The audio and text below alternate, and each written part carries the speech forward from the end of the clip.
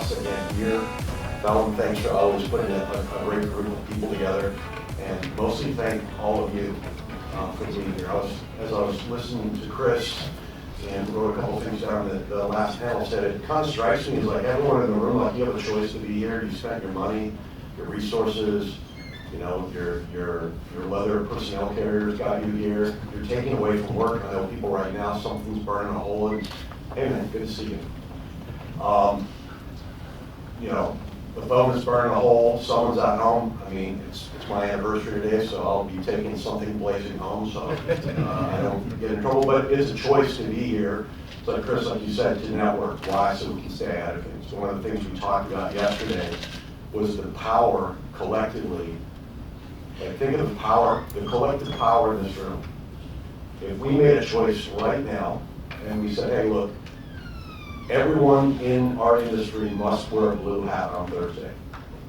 It's ludicrous, I know. But if that decision was made in this room with conviction, then the power of that spreading around, I guarantee within a year everyone wearing blue hats on Thursdays, because that would be the change, the culture. So appreciate all of you for being here and seeing some new faces, but a lot of old friends and peers.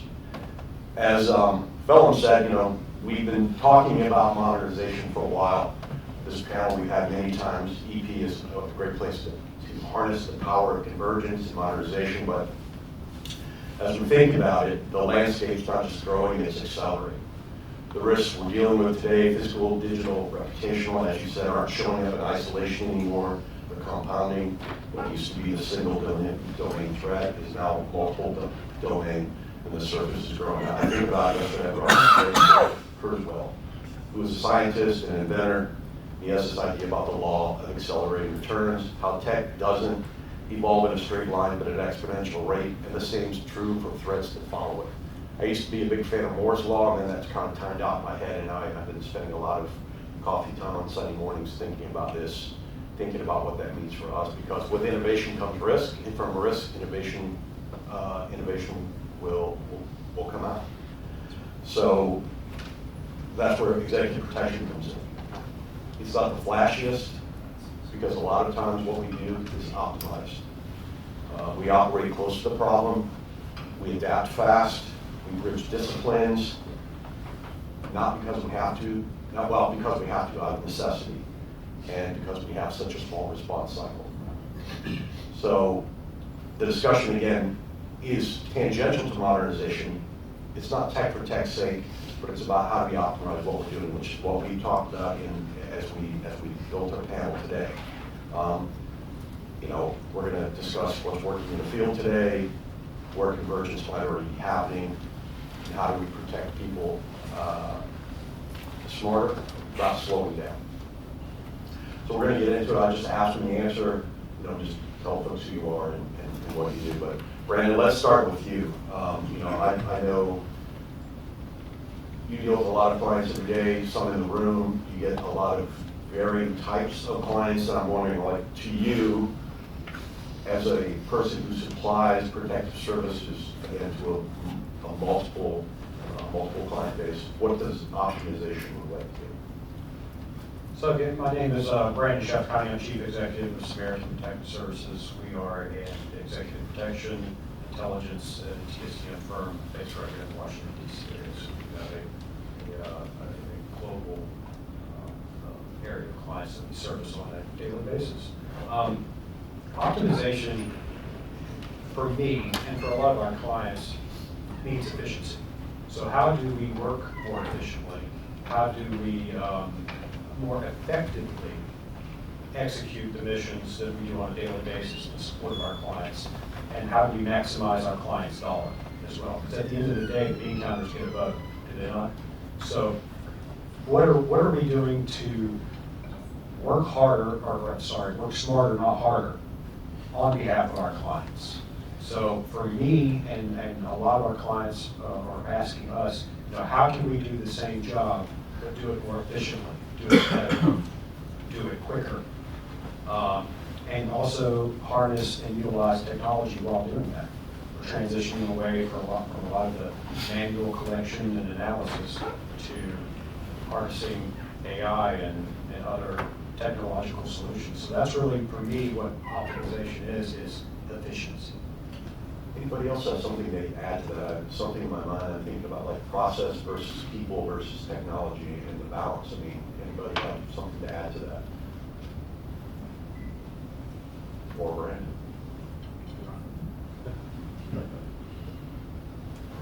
Yeah, I think that's when we were just talking a second ago about our clients. So what do they want, right? They don't want a tool. And we're getting a lot of those questions like, what's the silver bullet to solve all these problems? And there is no silver bullet. And the element of tools versus, which would be a technology piece, process and policy. We're coming to our clients and saying, just let's rewrite this policy, let's enact this procedure, and let's save you $500,000 in technology. They're like, you can do that. Like, a well thought out, critically considered policy and procedure can be very helpful in that capacity. And then on the staffing side, it goes back to how do you augment, right? How do you augment with technology? How do you perhaps save staffing, save technology dollars, policies and procedures, and getting the maximum out of that staffing option, the people piece. Because, for example, we'll come in and we're like, you can repurpose that person to do something that's clients facing that furthers your enterprise and your brand. Let us handle the back office. Like, optimize that use of your own people, because there may be a far better use of that person. Do you all feel that most of your clients, again, Chatham House rules and all this, do they think tech is like, you're right, tech is a silver bullet because I saw it on TV or read a book or I saw it in a movie? I mean, it's true. So thereby, tech must be optimized just because it's tech, when in fact, it's not always that. It could be a process or people. Do you guys see that a lot, and how do you combat that discussion? Well, you know, Troy Wilkinson was the CEO for Astus. I can tell you one thing that we start out a lot of our initial client contact with is educating the client on what's actually realistically that we can actually do, because everybody watches too much TV and they think it's, you know, the bodyguard or whatever. So we spend a lot of time up front educating the client. A lot of them don't really even understand what their actual threat level is. You know, most people, in my experience, and I'm sure some of the other people on the panel have experienced this too, is a lot of them will downplay their threat level just because they think that's going to lower the cost, right? So we spend a lot of time trying to, you know, mitigate that on the front end and educate them and make sure they understand what is actually realistic that we can and cannot do. Troy, go ahead, Jackie. Yeah, is this on? Good. Yes. Jacquie Davis, I'm the Operations Director for Optimal Risk. I'm the person that sends the teams out to look after the clients. Managing the client's expectations is one of the biggest things that has to be done. But also, because EP has evolved so much over the years, your EP agents now have to know digital, intelligence, cyber, business continuity. I mean, go back 20 years and most big businesses pre 9/11 didn't have business continuity. They didn't have another building they could go to that was set up ready to go. And now your EP teams have to know all of that. They have to know, you know, where the business continuity is. And as far as digital goes, it's very well bought into EP, but it has its space, and it's not the be-all and end-all of EP. Troy, let me go to you for this one to start. And it kind of spins off of what Jackie's saying. Like, is EP a converged space with, say, cyber intel, physical intel, protective intel? Are we seeing, or are we still siloed? Well, I think we're in a very unique position to merge with other technologies and then people within the industry. And frankly, I'll just say, if you're not currently on that path, then you're already behind the curve. I was talking to a gentleman out in the lobby area there, and they were a newer company, and they were asking me some advice, and I told them, I said, look, you've got to evolve, you've got to constantly be willing to change, bringing in new technologies, because that stuff is changing like this, right? I mean, you and I were having a conversation just with the some of the electronics and devices that we use, you know, it's almost like every 18 months you got to get all new equipment because things are changing. So I think we're in a really unique position to do that, and I think you're behind the curve if you're not willing to converge with other companies, other technologies, other new ideas. You know, as an EP agent, I can tell you right now, one of the primary things that you have to do is you've got to have a contingency, and you have to be able to adjust and fill and flow in certain situations, and that's a big part of conversion. Who's driving that change, would we say? I mean, is it being driven, let's say, from the EP team, from the protective folks saying, like, we gotta get this done because the boss needs protection, that we all then speak, it's gonna be bad, or is it being driven from the protectees themselves? I had a Daryl free, control risk. I think I'm loud enough without that. I don't think so. It's the risk of blowing you out in the front from Langley can't record you. but apologies. Daryl free, control risk, Houston office, crisis security consulting, associate director. I would harken back to what Kris said. I still believe that, and what Jamie said as well, I still think that true convergence is probably still being driven by the client. And emergencies. So with those times when convergence is forced, is probably being done the best. I think where we might be able to get a lot better is realizing the efficiencies from those times where we've been forced to do convergence. A lot of times we deal with an emergency, or we have a client who's driving the convergence, and then we come out of that project, or we come out of that emergency, and everybody just takes a deep breath and kind of goes back into their silos and figures out what's comfortable to them again. I think it's beneficial if we take those moments to really evaluate what kind of efficiencies could we gather from those times we're pushed in this situation. Well, I think a danger that we face now, how many months are we after the unfortunate assassination of Brian Thompson? Everyone's saying, hey, we have to do something. And now, unfortunately, we're kind of going away from that. We see other economic indicators. Maybe we don't need to do that. It's incumbent upon all of us to make sure, like you just said, Jackie, after 9/11, all of a sudden we have business continuity programs, and they stick, and we need to keep them because it's optimal to do that. It's far easier to say, okay, Christian, get the team, we got to go, as opposed to like, hey, is anybody seen Nate? Okay, let's go find someone, we got to get a team going. Now we're getting so far beyond the left, or beyond the bang, that it's probably useless at that point. I think the other problem is that we are forgetting about the other side of intelligence. I mean, intelligence is great. Our EP operators can't work without it. But if you just look at the UK, yesterday we had 7 Iranian terrorists arrested who were going to, put up a big bang. And of course we still have the IRA who still want to blow us up in various places, and I think we keep forgetting about that. We're so concerned with what you think is happening as far as what is really happening with intelligence. Intelligence within the EP team is absolutely essential, and I think it's getting left out of the bang. And you bring up a great point about that too, because what is real today? Now we have to fact check. Now we have the battling narratives. I mean, the cognitive space is a whole other channel that we felt you should start running here to think about what is the battle of that. So you're absolutely right. The boss says this is trending on Twitter, or I've seen this on X or Mastodon or wherever they're going. Well, maybe it's not. Maybe it's not so. Daryl, let me ask you something. I know this, we kind of went back and forth a little bit on this question, but, we often talk about metrics, but often in the protection space, nothing happened. So how do we, optimal, nothing happened. Sir, we got you, or man, we got you from A to B, nothing happened, nobody pied you, nobody did anything, and it's great. So now we have to prove, we all know what we did, but you still have somebody up the chain that either says, why do you want to increase your margins, or why do we need more people, or what do we want to do? So I'm thinking like, how do we measure success when we know every day we walk out the door is high stakes, but it's quiet? Yeah, I think that's a great question. When you sent it over to me, I thought about some stuff, and I think at first it's important to understand when we're being honest with ourselves.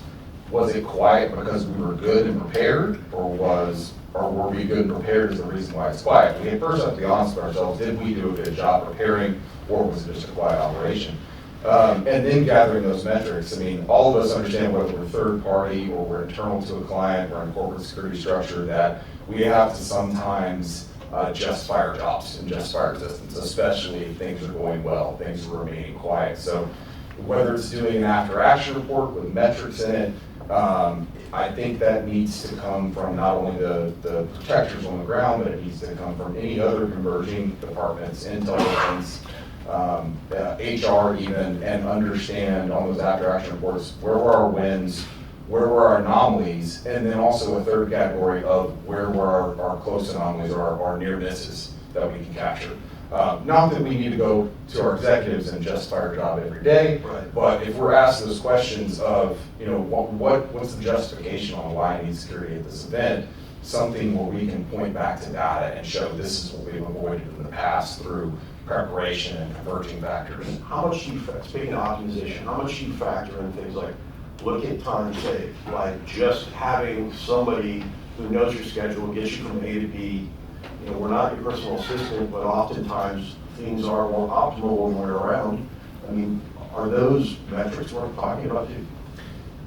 I think they're absolutely worth talking about. Someone mentioned it yesterday, and we were talking about making decisions in the moment, and I can't remember who that individual was, but they had their Apple Watch, and their intelligence department was sending them real-time updates on, you know, where a protest was taking place, and they were able to avoid that, save 20 minutes in their journey, make sure that the executive got there on time, and the executive never knew about this occurrence, this decision. That's another metric. We need to be able to capture those in some way or shape or form. I don't have a silver bullet on how we do that. I think it's important to look into that. That's just clients who look after the silver bullets. There we go. Exactly. Jackie, this question I wrote for you, Thanks. as I often refer to you, the honest broker in any room. So as we think about optimization, convergence, we have tech, people, process, you know, all the things. As we're looking at modernizing, converging, all these things, what is getting in the way? Culture, tech, work charts? What do you think, and how can we fix it? Okay, so first of all, lack of training. I mean, we had a great conversation yesterday with an analyst who had, who didn't, if you don't understand EP, how can you analyse what's happening? If you don't understand what's happening on the ground. So I think a lot of training needs to come in and the convergence between the various departments. So our EP agents will often spend time with our intelligence director to understand the GSOC and the intelligence that's coming in. Our surveillance teams will spend time with consultants so they can understand how the consultant is passing on to the client. So a lot of it is about training. Let me explain a Little little. knowledge is a dangerous thing. So I'm not saying everybody. I'll go back to that. A little knowledge is a dangerous thing. So I'm not saying everybody should become an expert in each other's job, but understanding each other's job can help a lot. As I say, with the analyst, I'm not sure if he's here today. You are, yes, who'd gone out to see how EP teams were training, so you could understand what you were analysing, because I don't understand how otherwise you would. How can you know what my people on the ground are doing, what they need, if you don't know how it's done? Actually, I remember when Trusted worked for me at Microsoft, and everyone on the Intel team had the ability to go to any training that EP folks were putting on, and vice versa. We sent some of the bodyguards to, I had Meredith come down and do some training to help them understand this is what the analysts are thinking. So when you're in your room at night, Googling Bill Gates, whatever you're doing, because, and you're saying, oh, Treston's team was wrong, this is wrong, it's like, why don't we just weaponize them and crowdsource the EP team? And then they would send information up, and then the Intel folks would go and understand, like, this is what they're thinking about and going through, so hopefully that led itself to some better. The other thing is, I mean, networking is great, and we have to work with various companies around the world because you've got to have local knowledge. And obviously training differs in different countries. I know that if I said to some EP agents in the States that weren't ex-Secret Service or FBI, if I asked them to go and be on position 4, they wouldn't have a clue what I was talking about.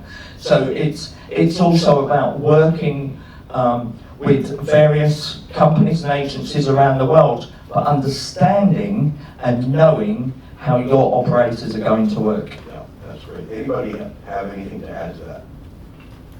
I mean, you can just, I can only give her props for what she's saying, because that's absolutely the Ladies and case. gentlemen, Jacquie I mean, yeah, I mean, she couldn't have covered it any better. You have to have that in place. You have to cross-train your people.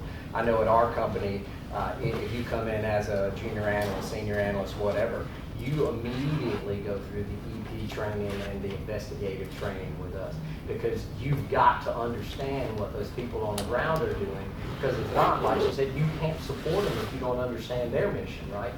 And vice versa with the EP guys, we make them spend time in the intel community, and hey, how can I better provide real-time information to intel and allow them to support you. So it's just vital that you cross-train your people. Troy, Everybody has I just to had a thought, like, I'm the new intel analyst there. I show up before I get to work, somebody bags me, throws me in the back. Yeah, we haven't done a snatch and grab in a while, but I'm kind of jonesing, so. I know what it's like. Kris, I had a question for you. What's the one thing that you would advise leaders? I mean, we were talking yesterday, I mean, a lot of people come to you to help figure out, sort of the program out, what are we doing? I mean, what do you advise leaders to do today? To drive, I say real convergence, not like, hey, kid, look, I have an app, I'm converged. Right, yeah. Wait a minute, I don't have an app unless I take a picture of myself using the app. That's right, yes. So what we see a lot of time is we're looking for that leadership from the top down. And a lot of times we come into a company and we've seen it, we've all seen it, trying to sell EP to billionaires or CEOs or a CFO that's got purse strings, right? You've got to show them the value. So from a leadership perspective, it's always harder for us as a third party to do that. Sometimes third party can be a good change agent, but if you're trying to sell services, that's really hard to influence change. We try to find a champion inside that organization.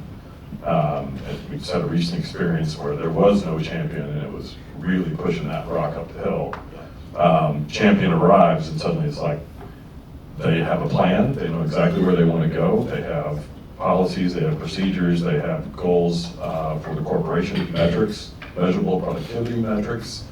And then it was great to sit down with them recently and they were like, we're going to have to educate, we're going to have to take the opportunities when they present themselves to really show the impact of what you do, what we collectively do as an organization. And then when those happen, we have to be ready for those, because an opportunity presents itself and you don't have the metrics, you don't have the examples, it's opportunity lost. So, and then I think the other big thing that comes to mind when we talk about leadership is you have to have other stakeholders buy in. We do a lot of times, it's down to a workshop at the C-suite level, and we're like, bring in HR, like, why is HR here? I'm like, how about, offboarding? How about workplace violence? How about stalking, all these things that happen? Let's get legal in here. Let's get facilities in here. Finance, why is finance going to be here? They write the check. I mean, suddenly they're like, oh, we're getting buy-in early on so we can actually achieve our goals as a corporation, not be a cost center, but be a productivity center for the C-suite. We did something my last couple of years when I was at Microsoft, and we call it the hub. And we just went around, used our own internal network and said, hey, you're doing something in risk, you're doing something in risk. You're clearly, it's in your title. And what started, I think, 15 people interested, and by the time I think we exited, it was up to like 50, 60 people on it. And all we did is have a meeting once a month, and we kind of go around and say, what are your intelligence requirements? Tell us now. It's like, what are you thinking about? What's top on your mind? And then we have each of those folks, somebody would present one like, hey, look, there was one group we found, and they were doing cultural sensitivity things, so like products and all that, like is the skin color right, all that. I was like, fascinating. They're like, we're not at risk, and I was like, you're not? you get something wrong, you could inspire a terrible thing to happen. So it was quite useful to just have those people in, and they like, oh, this person, I've never met you, I didn't know you were here, and then they formed relationships. And I think when things were hitting the fan, that group often was quietly the one in the background that was spinning up saying, here's the shared knowledge we have.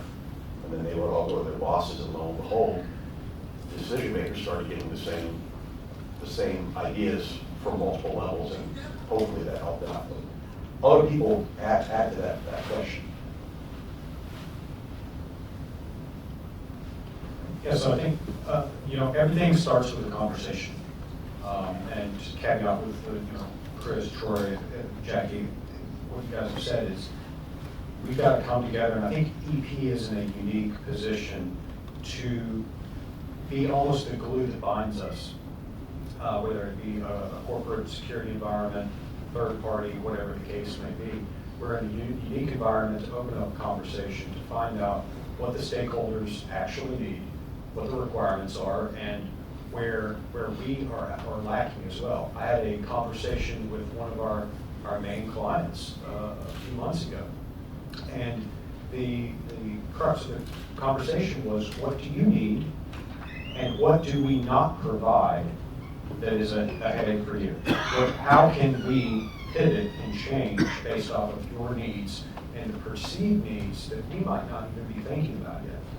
Because we are client-driven, we are threat-driven, we're information-driven. And that's all, it all comes down to starting a conversation with your partners, with your clients, and being a leader in the industry, being a leader for the people that work for you as well, providing that purpose, motivation, and direction. And that's really what it all just comes back full circle to a discussion. And that's really what we're doing here. This is a vehicle for us all to sit down, talk, discuss, share information, learn, provide mentorship to younger people in the industry, and learn from each other. So what we are doing now is the very definition of convergence in my view. Absolutely. We're seeing, I think what we've seen from this panel is that we're already converging not by memo, but by mission and by what we do. And we're solving problems that cut across all the domains in any organization, whether we're in the organization or consulting with them. And we're proving that optimization beats modernization every time, because speed, trust, clarity, that's what we care about, probably everybody in this room. Think back to Kurzweil's law, like I said, exponential change creates exponential opportunity. It's true for threats, it's also true for us. And if we can model convergence at our levels, and we're not waiting for permission, we're just modeling it, think of the effect we have in the enterprise by just being that good steward of what we do. So please, let's keep this conversation going at breaks and engage us with questions. I know we ran a little over, so thank you all for being part of the panel. Thank you for listening and spending the morning with us.